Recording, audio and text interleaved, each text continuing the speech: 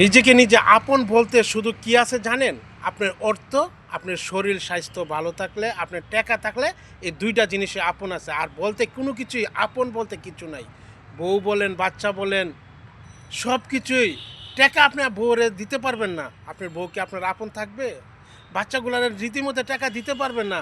বাচ্চাগুলা কি আপনার আপন থাকবে? বাচ্চাগুলা এদিক সেদিক দৌড়াদৌড়ি করবে। বউ, নিজের বউ, আপনি ১২ বৎসর বউকে অনেক টাকা পয়সা দিয়ে চালাইছেন। হঠাৎ করে আপনি টাকা পয়সা দিতে পারবেন না। আপনার শরীরে অসুস্থ হয়ে গেল। আপনার টাকা পয়সা ইনকাম নাই। আপনার বউকে টাকা পয়সা দিতে পারেন না। আপনার বউ কি আপনার কথা শুনবে? কখনো শুনবে না। তাহলে আপনার আপন বলতে কি? আপনার শরীরটা যদি ভালো থাকে, যদি আপনার অর্থ থাকে, ২ টা জিনিসই আপন আছে। এ কারণে আপনাদেরকে আমি বলি, যার যার ধর্ম ১০০ পালন করবেন, সময়সূচি মিলে কাজ করবেন ও অর্থ যেভাবে উপার্জন করা যায় সেটা করবেন। পারলে মানুষের উপকার করবেন, সেই জিনিসটাই পৃথিবীতে আপন হয়ে থাকবে, আর কিছুই আপন হয়ে থাকবে না।